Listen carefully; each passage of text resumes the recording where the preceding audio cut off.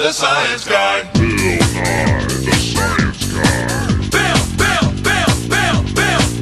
Nye the Science Guy. Science rules. Bill Nye the Science Guy. Inertia is a property of matter. Bill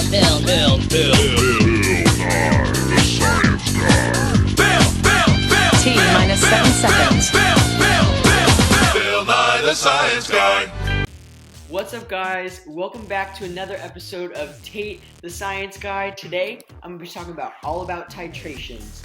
Got my conical flask here, and what I'm going to start with is I'm going to give you guys, I'm going to put some acid in here, okay? I got some hydrochloric acid going on in here, you guys. But you know what's cool? This is going to be called my analyte. I actually know the volume of analyte of this hydrochloric acid that I'm putting in here. I'm going to be putting in 20 milliliters. 20 milliliters of hydrochloric acid in right here. Let's rock and roll. I need a burette. Got my imaginary burette here. And you know what's in it, you guys? I got some sodium hydroxide in there. That's going to be my base. But what's interesting about this is I actually know both the concentration and the volume of this guy. But I don't know the concentration of this acid. I just don't know what it is. I know how much, that 20 milliliters, but I don't know what that concentration is. What I'm going to be doing with this base here is I know it's going to be 0.1 molar of sodium hydroxide, you guys. Almost forgot. I need an indicator. I'm doing an acid-base neutralization. I need an indicator to know when I reach the equivalence point. So I got to put this in there and, imagine my arm is a clamp. Pretend there's a stopper, and I'm going to just drip this base because, as you guys know, it's all about that base. So a little more in there, but not all of it because there's a purpose for that. So now my reaction has turned Butterfinger yellow, according to that indicator, reached the equivalence point. Boom, shakalaka.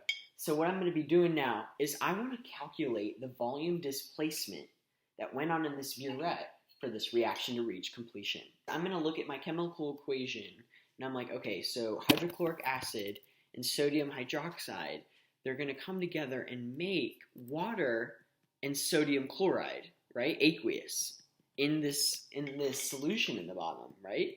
So then what I can do is I'm going to think to myself, molarity is moles per liter, right? So if I know the molarity of this, I've got 0.1 moles per liter, but now I've got the volume. I'm going to be able to discover how many moles I have of sodium hydroxide, which is going to be very important later. Just listen. So then I know the milliliters of this, but I don't know the concentration. So let me think a little bit further about that. I think I remember that when an acid-base neutralization reaches completion, the moles are the same, you guys. So, all right, so if I know the moles of base, I now know the moles of acid. And I know how much I have. I can find my concentration. So, long story short, you can do M1V1, M2V2, and you can plug in your values, do a couple more calculations, and you'll be able to figure out your concentrations and volumes for both of these guys at completion. So I hope that was helpful. I hope that was a little walkthrough. I kind of gave you the general gist at the same time as I gave you a little example. So I hope that's helpful going forward if you were to ever do a titration in real life.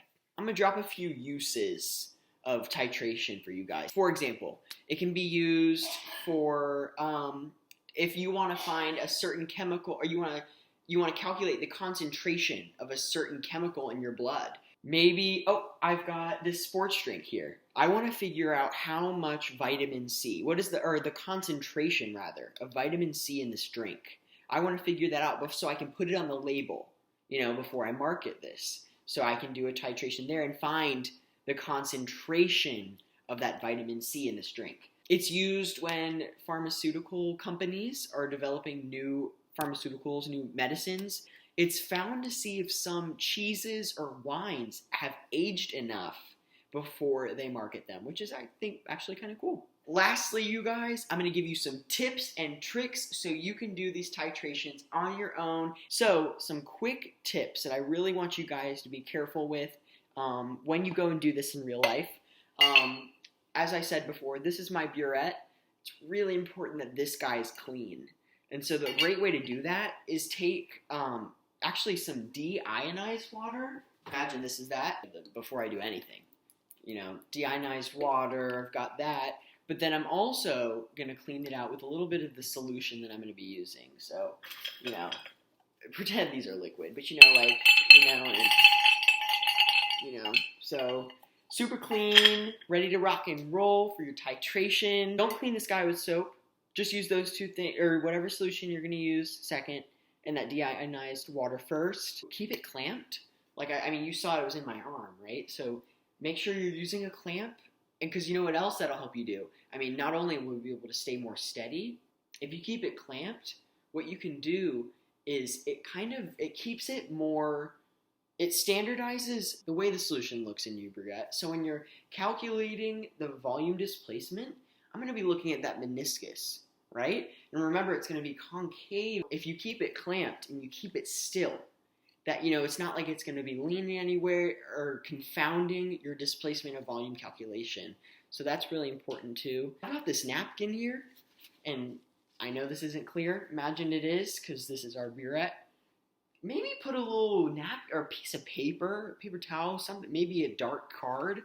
You know, like, I don't know, this is black, so I could do that. Help you see that meniscus a little bit better too. I think that'll help you with your, because it is extremely crucial if you want to get accurate measurements, that you've got your, you know, volumes correct, because that's going to affect your molarity and that's going to affect your calculations. So you want to make sure that you've got that on lock. If you're using a certain colored indicator and you've already got a colored acid solution in here, you really want to be careful, because you want to be able to see that color change, guys. You want to know exactly. You want to find, the whole point of this is finding that equivalence point so you can make calculations accordingly. So do a couple test runs if you have a colored acid, or, you know, if you have a colored base too. You just want to know, what is it going to look like when I've reached that equivalence point? So those are going to be a couple tips that I have for you guys to do your titrations on your own. Stay groovy, stay sciencey, keep rocking and rolling with this chemistry. You guys got it. Good luck on your final, and I hope this was informative.